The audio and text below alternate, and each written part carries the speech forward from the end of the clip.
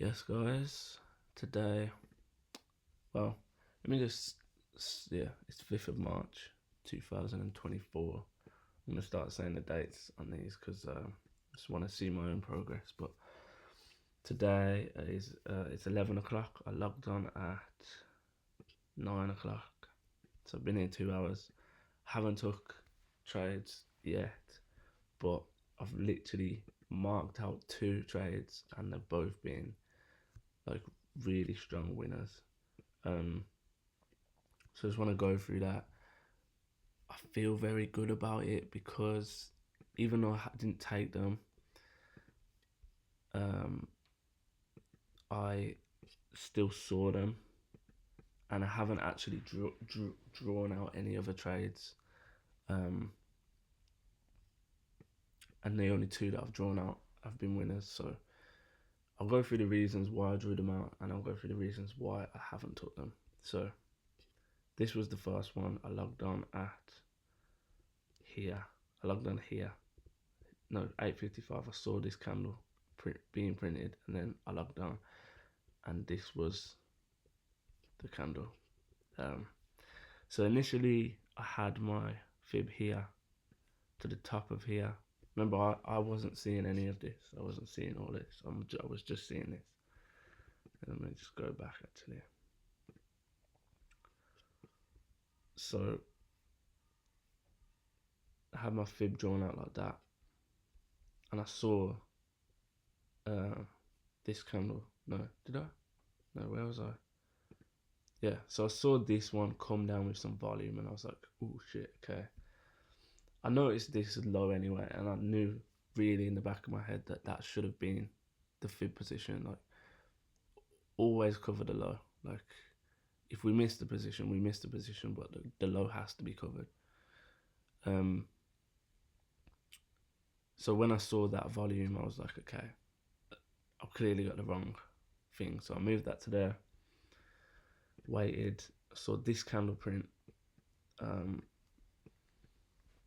And to be honest, I did hesitate because if it was such a strong sell. And I thought maybe prices just come back to this fair value gap, grabbed some more liquidity and just went for it. So I hesitated because of that. But I also, if you notice, it never reached my full on discount zone. Yesterday I did have this extra line just to be like semi discount, but then I just think fuck that, like I'm losing. It's just too confusing. So I've cut that out. But yeah, this was the position. I didn't end up taking it, but as you can see, like it just absolutely smashed within 15 minutes. We even 10, to be honest, within 15 minutes, smashed, and this just absolutely just went like it didn't. It hasn't stopped. It's been a massive mover. So yeah, that was a really good one that I'm glad I noticed. That would have been today I was actually planning on risking 1% because my challenge has actually only got like 18 days left on it, and I'm trying to pick it back up out of drawdown. So today I was actually going to risk 2% on each position. So that would have been a 2.7 and a 5. So I don't know, roughly like 4R overall if I would have took partial there and partial there. So yeah, that would have been a good trade. And then the next one I saw, which is literally happening live right now, was this. This push happened literally just before the AU push happened that I just showed you. Would I have been in that? Yes, it would have tapped perfectly on my discount line. I would have had that, but I wasn't online at 8:45, so we never took that.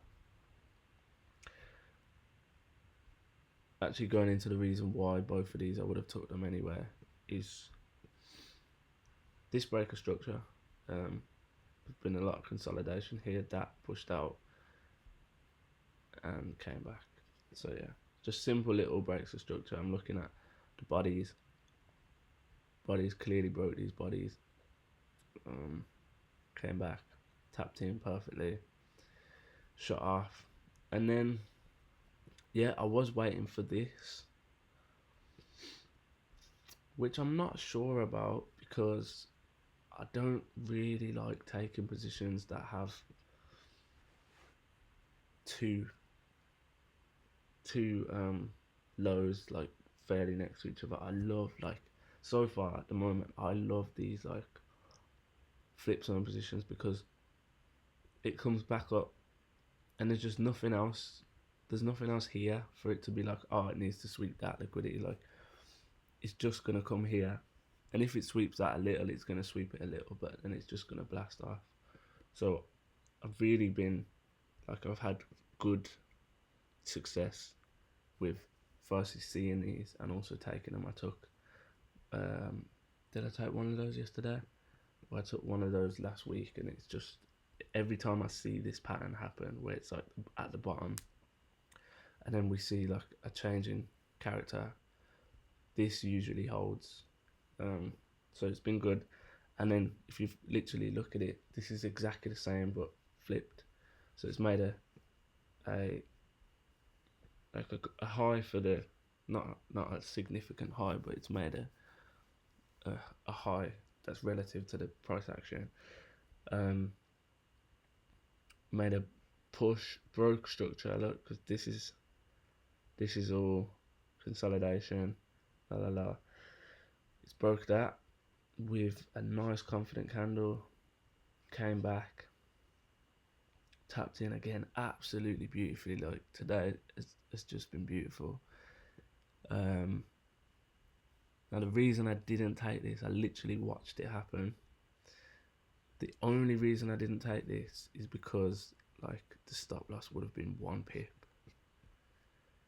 and it was a iffy position anyway because like I'm in this Discord group and people are kind of looking for the buys, which still could come through. Like realistically, this is still like a valid place that we could get buys from, but I'm just not too confident in this position right now. I'm not gonna lie, I don't really know where to aim for. But yeah, the reason I didn't take this is because of the stop loss size. I just thought 1 is too much. I mean, 1 is just too is not enough. And I didn't have a massive amount of confidence in it, to be honest. I did say to myself, like, realistically, if I take this position, I'm gonna close here. I'm not even gonna try and close for the complete move, which still would have been 3R or 2 point. There's the entry. Yeah, is that the entry? No, 48. Yeah, 2.9.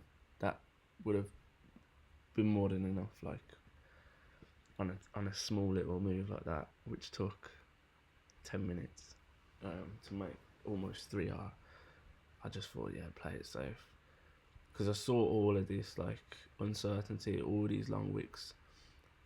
But I also knew that if it does break that, then yeah, we're valid. But I didn't want to risk it. But anyway, I just thought 1 pip is just not enough. So that's the reason I didn't take that. Kind of wish I did now, but you know, we can't live on what ifs. We just have to jump in. And something that I learned yesterday from trading is, I mean, it's obvious, like people say, stick to the rules, but there's a mindset that comes with that. It's like you have to be yes or no. Am I in this? Am I not?